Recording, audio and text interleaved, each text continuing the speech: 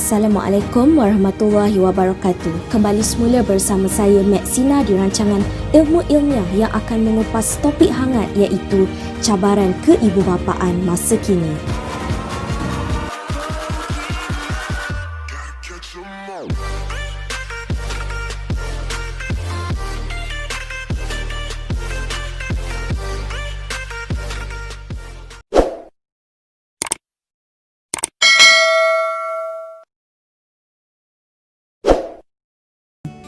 Menurut Kamus Dewan edisi keempat, cabaran didefinisikan sebagai sesuatu hal atau perkara yang menguji kemampuan serta ketabahan seseorang, manakala keibubapaan pula didefinisikan sebagai sepasang individu yang terlibat secara langsung dalam perkembangan dan interaksi daripada pelbagai aspek untuk kehidupan anak-anak.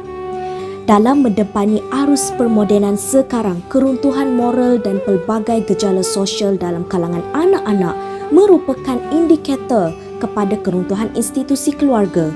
Oleh itu, ianya tidak dinafikan bahawa terdapat pelbagai cabaran keibubapaan masa kini yang perlu ditumpuhi dalam mendidik anak-anak, iaitu pengaruh rakan sebaya, kecanggihan teknologi masa kini dan kurangnya pendedahan ilmu kesihatan seksual terhadap anak-anak. Cabaran yang pertama ialah pengaruh rakan sebaya. Sejak dulu, peringatan paling popular oleh ibu bapa sebaik anak menginjak ke alam remaja adalah gesaan supaya mereka selalu bijak memilih kawan. Mengajar anak memilih kawan mungkin dianggap suatu bentuk diskriminasi oleh sesetengah orang. Namun, realitinya, tiada seorang pun ibu bapa yang suka jika anak-anak mereka bergaul dengan kelompok pembuli, penagih atau pencuri.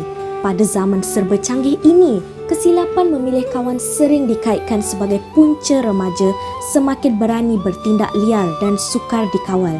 Ketahuilah bahawa remaja perlu dididik untuk memilih kawan yang baik dan diberi tunjuk ajar secara positif mengenai peranan anak-anak terhadap rakan-rakan mereka.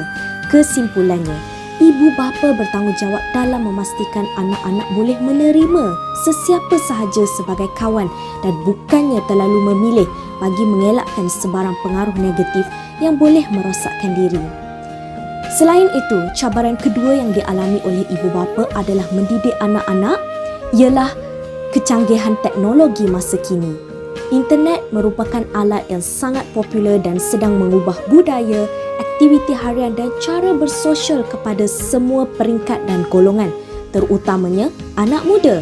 Ini dibuktikan melalui laporan World Internet Project pada tahun 2015. Lebih 90% anak-anak muda dalam lingkungan umur 12 hingga 14 tahun telah menggunakan internet secara meluas.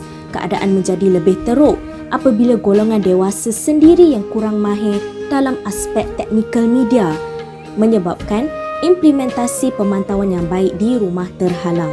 Kesimpulannya, ibu bapa tidak boleh terlalu memberi kebebasan kepada anak-anak bagi menangani mereka daripada terlibat dengan ancaman internet.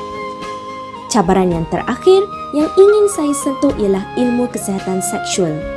Kebimbangan ancaman seks luar nikah lebih dirasai oleh ibu bapa yang mempunyai anak perempuan, apatah lagi yang tinggal jauh daripada pandangan keluarga. Oleh itu, sama ada suka atau tidak, ibu bapa perlu lebih berani untuk berbicara mengenai ilmu kesihatan seksual dengan anak remaja agar kita sebagai anak, tidak kira lelaki atau perempuan, akan lebih takut untuk mengadakan hubungan luar nikah. Di samping itu, bagi anak perempuan, cara terbaik untuk memperlengkapkan diri mereka adalah dengan menerangkan kepada anak remaja ini mengenai definisi seksual dan tidak hanya membabitkan aspek fizikal semata-mata, tetapi turut mengaitkan emosi, perundangan, sosial dan spiritual. Sementara itu, bagi anak lelaki pula, ibu bapa perlu menanamkan perasaan hormat dan tanggungjawab terhadap wanita. Oleh itu, anak perempuan dan anak lelaki perlu diberikan ilmu yang betul berkaitan dengan kesihatan seksual agar dapat mengelakkan hubungan seks luar nikah. Sekian sahaja perkongsian daripada saya.